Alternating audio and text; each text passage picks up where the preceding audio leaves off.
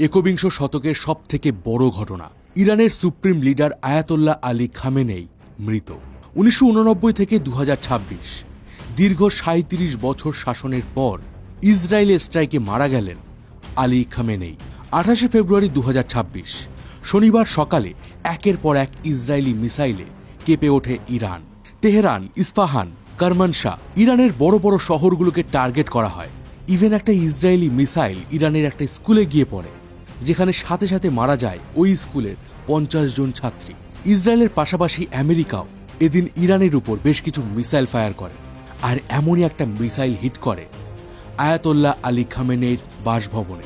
এই অ্যাটাকে শুধুমাত্র খামেনেই নন, তার মেয়ের হাজব্যান্ড এবং তার ছেলে মেয়েরাও এই অ্যাটাকে মারা যান। প্রশ্ন হচ্ছে, তাহলে ইরানের ভবিষ্যৎ কি? ইরানে ইসলামিক শাসনের কি এবার তাহলে পতন হতে চলেছে?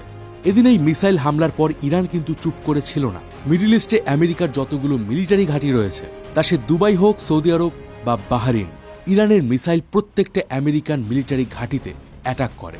কিন্তু আশ্চর্যজনকভাবে আমেরিকার এয়ার ডিফেন্স সিস্টেম এই মিসাইলগুলোকে ইন্টারসেপ্ট করতে ব্যর্থ হয়ে যায়। প্রশ্ন হচ্ছে, আমেরিকা কি এই হামলাগুলো ইচ্ছে করেই হতে দিয়েছে, যাতে তারা ইসলামিক কান্ট্রিগুলো সাপোর্ট পায়? আর যেভাবে ইসরায়েল এবং আমেরিকা লাগাতার ইরানের উপর মিসাইল ছুটছে, বম্বিং করছে, তাতে কি ইরানের সরকার বদল হতে পারে? নাকি আমেরিকা ইরাকের মতো ইরানকেও একটা ফেইল্ড নেশানে পরিণত করতে চাইছে? আর সবথেকে বড় প্রশ্ন, আমেরিকা ও ইসরায়েল বনাম ইরানের এই যুদ্ধ কি তৃতীয় বিশ্বযুদ্ধের রূপ নিতে পারে? তো আমি রয়েছি মিঠুন আপনার সাথে। আজ এই রিসেন্ট যুদ্ধ নিয়ে বেশ কিছু অ্যানালাইসিস আপনাদের সাথে করব। এই টপিকটা ভীষণই ইন্টারেস্টিং হতে চলেছে। বলতে পারেন, এতদিন যে ইতিহাস আমরা বইয়ের পাতায় পড়ে এসেছি, সেই ইতিহাস আজ আমরা তৈরি হতে দেখতে চলেছি। তাই অবশ্যই ভিডিওটা শেষ পর্যন্ত দেখুন। আর আপনাদেরকে রিকোয়েস্ট করবো, অবশ্যই একটা করে লাইক করে দিন, বন্ধুদের সঙ্গে শেয়ার করে দিন এবং চ্যানেলে নতুন হলে অবশ্যই সাবস্ক্রাইব করে দিন। ১৯৭৯ সালে ইরানি ইসলামিক রেভলিউশনের মাধ্যমে ইরানের বর্তমান সরকার গড়ে উঠেছিল, যে সরকারের সুপ্রিম লিডার ছিলেন আয়াতোল্লাহ আলী খামেনেই। বিশ্বের প্রতিটা দেশেই একটা করে কোর আইডিওলজি থাকে, তেমনি ইরানেও একটা কোর বিলিফ আছে যে আমেরিকা এবং ইসরায়েল তাদের চিরশত্রু। ইভেন মাঝে মাঝে ইরানের পার্লামেন্টে দাঁড়িয়ে ইরানের নেতা মন্ত্রীরা death to America, death to Israel slogan দেন। আর ঠিক এই কোর বিলিফের কারণেই ১৯৭৯ থেকে আজ ২০২৬ পর্যন্ত সেই পুরনো শত্রুতা আজও তাদের মধ্যে রয়ে গেছে। আর আজ এই শত্রুতাই সারা বিশ্বকে তৃতীয় বিশ্বযুদ্ধের সামনে এসে দাঁড় করিয়ে দিয়েছে। ডোনাল্ড ট্রাম্প এবং বেঞ্জামিন নেতানিয়াহু এই অ্যাটাকের পর থেকে যতগুলো প্রেস ব্রিফ এবং টুইট করেছেন, তাতে একটা জিনিস স্পষ্ট, যে আমেরিকার টার্গেট এবার ইরানের টপ অফিসিয়ালরা, যাতে ইরানে ইসলামিক শাসনের সমাপ্তি হয়। এখনো পর্যন্ত এই মিসাইল অ্যাটাকে ইরানের প্রায় ৪০ জন টপ র্যাঙ্কিং অফিসিয়াল মারা গেছেন। ইরানের সুপ্রিম লিডার আয়াতোল্লাহ আলী খামেনেই তাদের মধ্যেই একজন। এবং রিসেন্টলি ইসরায়েলের তরফ থেকে খামেনেইর বাসভবনের একটা ধ্বংসস্তূপের ছবি ভাইরাল করা হয়েছে। ইরান শুরুর দিকে দাবি করেছিল যে খামেনেই সুস্থ আছেন এবং স্বাভাবিক আছেন, কিন্তু কয়েক ঘন্টা আগেই ইরানের স্টেট মিডিয়া আলী খামেনেইর মৃত্যুর সংবাদ প্রকাশ করেছে। এবারে একটা জিনিস আপনারা খেয়াল করবেন, আমেরিকা বা ইসরায়েল এর আগে যখনই ইরানে কোনো হামলা করেছে, তাদের টার্গেট ছিল ইরানের কোনো মিলিটারি বেস অথবা কোনো নিউক্লিয়ার সাইট। কিন্তু এবার তারা ইরানের যে সমস্ত অফিসিয়াল তাদের বাসভবনে অ্যাটাক করছে, যেটা সরাসরি একটা ইন্ডিকেশন দেয় যে তারা সত্যিই একটা বড় যুদ্ধ চায়। এবার প্রশ্ন হচ্ছে, ট্রাম্প এবং নেতানিয়াহু যদি ইরানের সর্বোচ্চ লিডারদের হত্যাও করে ফেলে, তাহলেও কি ইরানের সরকার বদল করা সম্ভব হবে? এবার আপনারা এই ডায়াগ্রামটাকে দেখুন। এখানে ইরানের top most powerful person Khamenei, তার নিচে কারা রয়েছেন, তাদের কি রোল, এই সমস্ত কিছু মেনশন করা রয়েছে। এরা প্রত্যেকেই ইসরায়েলের হিট লিস্টে রয়েছে। তবে এক্সপার্টরা মনে করেন যে ইরানের এই পাওয়ার রোল অনেকটা হাইড্রার মতো, যেখানে একটা মাথা কেটে দিলে সেখানে আরেকটা নতুন মাথা গজিয়ে ওঠে। আর একটু সহজভাবে বলতে গেলে, ইরানের সুপ্রিম লিডারকে হত্যা করার পরেও এখানে সরকার বদল করা কিন্তু অতটা সহজ হবে না। কারণ খামেনেই মারা যাওয়ার পরেই ইরানের কনস্টিটিউশন অ্যাক্টিভেট করবে অ্যাসেম্বলি অব এক্সপার্ট, যেটা ইরানের ধর্মীয় গুরুদের একটা ভীষণই পাওয়ারফুল গ্রুপ। এই গ্রুপই একজন নতুন লিডারকে বেছে নেবে ইরানের সুপ্রিম লিডার হিসাবে। এই মুহূর্তে আলী খামেনেইর পর সম্ভাব্য সুপ্রিম লিডার হিসাবে দেখা হচ্ছে আলী লারজানিকে, যিনি এই মুহূর্তে ইরানের সুপ্রিম ন্যাশনাল সিকিউরিটি কাউন্সিলের হেড। এটাকে বলা হয় ইরানের সবথেকে ইম্পর্টেন্ট ডিসিশন মেকিং বডি। অর্থাৎ আজকের দিনে আলী খামেনেইর পর সবথেকে পাওয়ারফুল পারসন এই লোকটি। তবে লারজানি কিন্তু সুপ্রিম লিডার হতে পারবেন না, কারণ তিনি কোনো ক্লারিক নন। তবে আলী খামেনেই তাকে ভীষণই ভরসা করত। আর লারজানির প্রধান কাজই হল খামেনেইর লেগাসিকে কন্টিনিউ করা। আর যদি লারজানিকেও হত্যা করা হয় তাহলে ইরানের দুটো জিনিস হতে পারে।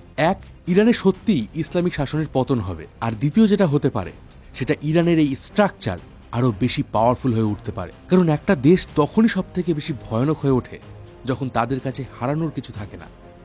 এই পাওয়ার স্ট্রাকচার ছাড়াও আরও দুটো জিনিস কিন্তু ভুললে চলবে না। সেটা হচ্ছে ইরান একটা ভীষণই বড় দেশ। ইভেন সাদ্দাম হোসেন আমেরিকার সাহায্য নিয়েও গ্রাউন্ড অ্যাটাক করে ইরানকে হারাতে পারেনি।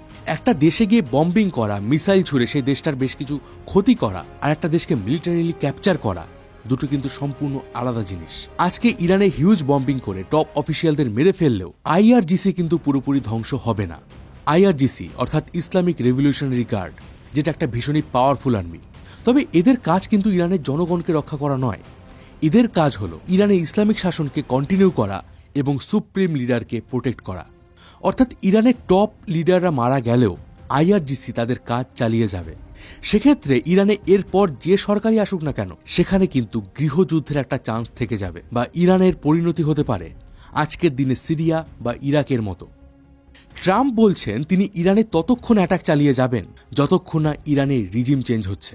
আর এটা একটা জিনিসের পরিষ্কার ইন্ডিকেশন দেয় যে আমেরিকা এবং ইসরায়েল দুই দেশই দীর্ঘমেয়াদী যুদ্ধ চালানোর প্রস্তুতি নিয়েছে। প্রশ্ন হলো, ইরান কি একটা দীর্ঘমেয়াদী যুদ্ধ চালানোর জন্য প্রস্তুত? এর মুহূর্তে ইরানের কাছে মাত্র 350টা ফাইটার জেট রয়েছে, যেগুলোর বেশিরভাগই সেই সোভিয়েত আমলের। উল্টো দিকে আমেরিকার কাছে আছে F-35 এবং B-2 বম্বারের মতো পাওয়ারফুল এয়ারক্রাফট। B-2 বম্বার এমন একটা এয়ারক্রাফট যেটা কোনো রাডারেই ধরা পড়ে না। ইভেন কয়েক মাস আগে আমেরিকা এই B-2 বম্বার ব্যবহার করেছিল ইরানের পারমাণবিক সেন্টারে অ্যাটাক করার জন্য। তবে ইরানের কাছে যে জিনিসটা সব থেকে বেশি আছে সেটা হচ্ছে ব্যালিস্টিক মিসাইল এবং ড্রোন। ইরান বহু বছর ধরে একটা পলিসি মেনটেন করে এসেছে। তাদের দেশের ইকোনমি যা হয়ে যাক না কেন, তারা কিন্তু মিসাইল প্রোগ্রাম কখনো বন্ধ করেনি। কারণ আজকের দিনে এই মিসাইল যে তাদের জন্য কতটা গুরুত্বপূর্ণ সেটা আশা করি সারা বিশ্ব বুঝতে পারছে। এখানে আপনি দেখতে পাবেন ইরানের মিসাইলের লিস্ট। একটা আনুমানিক ধারণা অনুযায়ী ইরানের কাছে এই মুহূর্তে প্রায় 2 থেকে 3 হাজার ব্যালিস্টিক মিসাইল আছে। এমনকি চীন এবং রাশিয়া থেকে পাওয়া বেশ কিছু অ্যাডভান্স হাইপারসনিক মিসাইলও এর মধ্যে রয়েছে। এছাড়া অলরেডি ইরানের পাশে হুতি, হিজবুল্লাহ এবং হামাস এসে দাঁড়িয়েছে। এরাও ইরানের পক্ষ নিয়ে আমেরিকা এবং ইসরায়েলের বিরুদ্ধে যুদ্ধ করবে। মানে এক কথায় গোলা বারুদের তেমন কমতি কিন্তু ইরানের কাছে নেই। কিন্তু দীর্ঘমেয়াদী যুদ্ধে যে জিনিসটা সব থেকে বেশি দরকার হয় সেটা হচ্ছে টাকা। আর ইরানের অর্থনীতি এখন এই মুহূর্তে তাদের সব থেকে দুর্বলতম স্থান। লাগাতার স্যাংশনের ফলে ইরানের কারেন্সির ভ্যালু কমে গেছে। ইভেন কয়েক মাস আগে ইরানে যে হিউজ প্রোটেস্ট হয়েছিল তার কারণও ছিল ইরানের এই খারাপ অর্থনীতি। এছাড়াও দীর্ঘমেয়াদী যুদ্ধ চালিয়ে যাওয়ার জন্য আরও একটা জিনিসের দরকার হয়, সেটা হচ্ছে স্ট্রং লিডারশিপ। আলী খামেনেই এতদিন ইরানের ফেস ছিলেন। এবার বলতে পারেন আলী খামেনের সব থেকে বড় ভুল ছিল তিনি 86 বছর বয়সে এসে দাঁড়িয়েও তার কোনো উত্তরাধিকারী বেছে নিতে পারেননি। ফলে এই মুহূর্তে ইসরায়েল এবং আমেরিকার মিসাইল সহ্য করার পাশাপাশি ইরানকে ইন্টারনালি নিজেদের পলিটিক্যাল প্রেশারও ফেস করতে হবে। সুতরাং এটা এখন দেখার বিষয় যে ইরান কি সত্যি তাদের এই দীর্ঘমেয়াদী যুদ্ধ চালিয়ে যেতে পারবে। এই বিষয়ে আপনার মতামত কিন্তু কমেন্ট বক্সে অবশ্যই জানাবেন। এবার আমি কেন এই ইন্ট্রোতে বললাম যে এই যুদ্ধ কি শেষ পর্যন্ত তৃতীয় বিশ্বযুদ্ধের রূপ নিতে পারে, এর কারণ কি, চলুন এবার সেটা বলি। এই মুহূর্তে আমেরিকার দুটো এয়ারক্রাফট ক্যারিয়ার ইরানকে দুই দিক থেকে ঘিরে রেখেছে। ইউএসএস অ্যাব্রাহাম লিনকন, যেটা মোতায়েন করা হয়েছে আরব সাগরে, এবং ইউএসএস জেরাল্ড আর ফোর্ড, যেটা বিশ্বের সবথেকে এক্সপেন্সিভ এয়ারক্রাফট ক্যারিয়ার, যার মূল্য প্রায় $14 বিলিয়ন। আর এটা মোতায়েন করা রয়েছে মেডিটেরিয়ান সি অর্থাৎ ভূমধ্য সাগরে। এবার যেহেতু আমেরিকা মিডল ইস্টের দেশগুলো থেকে ইরানের উপর হামলা করছে না, তাই এই এয়ারক্রাফট ক্যারিয়ার দুটো কিন্তু আমেরিকার জন্য ভীষণই গুরুত্বপূর্ণ ইরানের উপর অ্যাটাক করার জন্য। ইভেন এই মুহূর্তে আমেরিকা ইসরায়েলের পোর্ট হাইফা থেকে তাদের ইউএসএস জেরাল্ড ফোর্ডের মাধ্যমে মিসাইল ছুটছে ইরানের দিকে। ফলে স্বাভাবিকভাবেই ইরান চাইবে তাদের সামনে আসা যে কোনো থ্রেটকে আটকাতে। তবে এখনো পর্যন্ত, মানে যখন আমি এই ভিডিওটা বানাচ্ছি তখনও পর্যন্ত কিন্তু ইরান ইউএসের কোনো এয়ারক্রাফট ক্যারিয়ারের উপর মিসাইল অ্যাটাক করেনি। এবার কিছু এক্স সিআইএ অফিসিয়াল দাবি করছে যে ইরানের কাছে এই মুহূর্তে চীন এবং রাশিয়ার দেওয়া বেশ কিছু হাইপারসনিক মিসাইল আছে, যেগুলো একবার ফায়ার করলে আটকানো প্রায় অসম্ভব। আর যদি ইরান এমন কোনো হাইপারসনিক মিসাইল আমেরিকার এয়ারক্রাফট ক্যারিয়ারের দিকে ছোড়ে, তাহলে আমেরিকার এয়ারক্রাফট ক্যারিয়ার কিন্তু ডুবে যেতে পারে। আর সেক্ষেত্রে আমেরিকা ইরানের উপর পারমাণবিক হামলা করার জন্য দুবার ভাববে না। ইভেন ইসরায়েলও তাদের নিউক্লিয়ার ওয়েপেন ইউজ করবে, আর যার মাধ্যমে এটা শিওর যে তৃতীয় বিশ্বযুদ্ধের দামামা বেঁধে যাবে, কারণ ইরানের পক্ষে তখন সরাসরি রাশিয়া এবং চীন এসে দাঁড়াবে। তবে এই ইরান ভার্সেস আমেরিকা ও ইসরায়েলের যুদ্ধের আরও বেশ কিছু কনসিকোয়েন্সেস আছে। দেখুন, এই মুহূর্তে ইরানে যে ইসলামিক শাসন রয়েছে এটাকে অনেকেই প্রেজ করেন, অনেকের এটা পছন্দ, আবার অনেকের কাছে এটা ডিকটেটরশিপ, মধ্যযুগীয় বর্বরতা। কিন্তু প্রশ্ন হচ্ছে, একটা দেশের ইন্টারনাল ম্যাটারে কি এইভাবে কারোর হস্তক্ষেপ করা উচিত? কারণ আজ যে ডেমোক্রেসির দোহাই দিয়ে আমেরিকা ইরানের উপর হামলা করছে, কাল সেই ডেমোক্রেসির দোহাই দিয়ে আপনার দেশেও যে অ্যাটাক করবে না তার কি গ্যারান্টি? এতে বিশ্বের বাকি যে পাওয়ারফুল কান্ট্রিগুলো রয়েছে তাদের কাছেই বা কি বার্তা যাচ্ছে? যদি আমেরিকার ইরানের উপর বম্বিং করা ঠিক হয়ে থাকে, তাহলে রাশিয়ার ইউক্রেনের উপর হামলাও কিন্তু সঠিক। এমনকি ভবিষ্যতে চীন যদি তাইওয়ানের উপর হামলা করে সেটাও কিন্তু সঠিক হিসাবে বিবেচিত হবে। এতে দিন দিন এমনি আমরা একটা তৃতীয় বিশ্বযুদ্ধের দিকে এগিয়ে যাব। এবার ইরানের মতো কিন্তু নর্থ কোরিয়াও আমেরিকার শত্রু, কিন্তু আমেরিকা কখনো নর্থ কোরিয়ার উপর অ্যাটাক করতে যায় না। তার কারণ কি জানেন? তার কারণ হলো নর্থ কোরিয়ার কাছে নিউক্লিয়ার বম রয়েছে। এবার এই পয়েন্ট অফ ভিউতে দাঁড়িয়ে একটা জিনিস কিন্তু পরিষ্কার, যে ইরানের পারমাণবিক বোমা বানাতে চাওয়াটাও কিন্তু জাস্টিফাইড ছিল।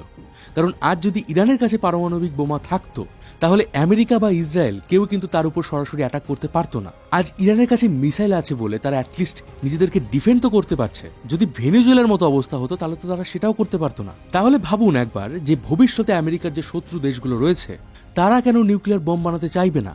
এছাড়া ইরানের স্ট্র্যাটেজিক লোকেশন কিন্তু ভীষণই গুরুত্বপূর্ণ, কারণ এই জায়গাটি আপনারা যে দেখতে পাচ্ছেন এটার নাম হচ্ছে স্ট্রেট অফ হরমুজ। এখান থেকেই বিশ্বের 20% খনিজ তেল সাপ্লাই হয়। এবার আমেরিকা এবং ইসরায়েল যদি এভাবেই কন্টিনিউয়াসলি ইরানের উপর বম্বিং করতে থাকে, তাহলে দিন দিন ইরান ডেসপারেট হয়ে উঠবে। তারা এই স্ট্রেট অফ হরমুজে মাইন বিছিয়ে বম্বিং করে এই যুদ্ধের আঁচ গোটা বিশ্বে ছড়িয়ে দিতে পারবে। আর বলে দেই, এই স্ট্রেট যদি কয়েক দিনের জন্য বন্ধ হয়, তাহলে খনিজ তেলের দাম আকাশ ছোঁয়া হয়ে যাবে। ইভেন অলরেডি খনিজ তেলের দাম 5% বেড়ে গেছে, যার প্রভাব আলটিমেটলি আমাদের প্রত্যেকের পকেটে এসে পড়বে।